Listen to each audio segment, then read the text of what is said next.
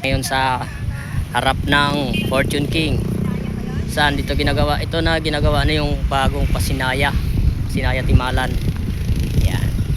So ito na siya yung bagong Pasinaya Timalan.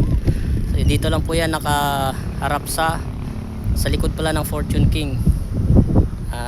SM Hypermarket. So yan yung kanilang barracks. Ayan. Ito na siya. Ayan. Ito yung aking kasama. Nag-jogging kami guys. So tingnan natin. Tingnan natin yung ginagawang Fortune King. Fortune King Pasinaya. Huwag na guys, oh. Bagong Pasinaya Timalan. Pagsibol.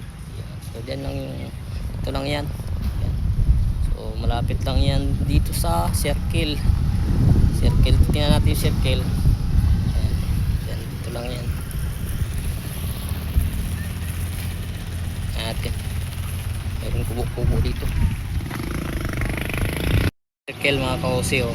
Circle na pinakaunang circle pagaling ka sa Sabang. Tapos nilagyan nila ng kalsada dito patawid sa Pasinaya Central. Yan. Dati wala pa yan dito kalsada eh. Ngayon mayroon na.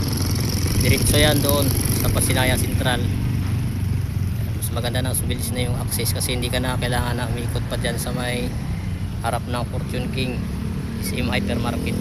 Yan. Dito lang yan sa gilid sa harap mismo nitong ginagawang Pasinaya Timalan. Saka dito din yung pagsinag at saka pagsibol daw Timalan na bago. Malawak pa kasi yan. Yan, shout out sa aking misis na kasama kong nag-jogging. Yan. So, ikot pa tayo din sa kabila. Siya guys, dito yan siya sa loob niyang bakod na yan. Ito yung kalsada pa Sabang. So ito yung circle guys, oh. Yan. Circle, tapos andyan yung Fortune King. So ito sa loob nitong bakod na to yung ginagawang Pasinaya Timalan.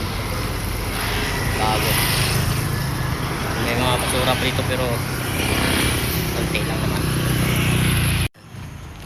Malawak pala itong ginagawang ano na to, binubundos na to. Ayan. Pag sinilip natin dyan, ayan siya, oh.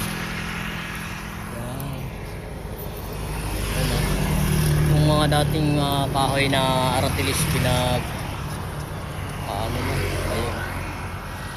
nagbubuldos na kasi nandito na tayo sa may malapit sa yung binabaha dyan na portion dyan, oh. Pag malakas ang ulan dyan, pero siguro ayusin naman yan pagka mayroon na ditong tatay sa subdivision. Lawak na itong nabuldos nila eh. Dyan yung mayroong guard house dyan banda. So kapag dito ka, ito yung bahay mo, matatanaw mo yung signage ng SM Hypermarket. Ganda dito guys. Tapos malapit na rin yan dito sa gilid lang ng Pasinaya Central. Pinakaunang Pasinaya Central po yan mga kausi.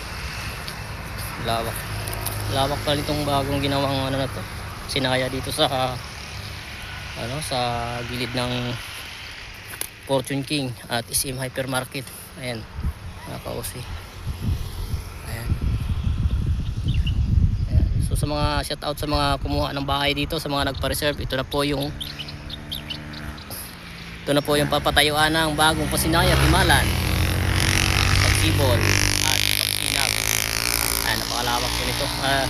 Kagandahan dito, malapit lang dito sa school, mga 1.5 kilometers lang siguro. Ayan, nandyan yung school. Daanan mo yung pagsibol Sibol South, saka pagsinag South, tapos ayun na, school na. 1 kilometer nga lang yata. So yan lang po. Hintayin na natin yung next update, ano na yung magiging update nitong ginagawang Sinaya.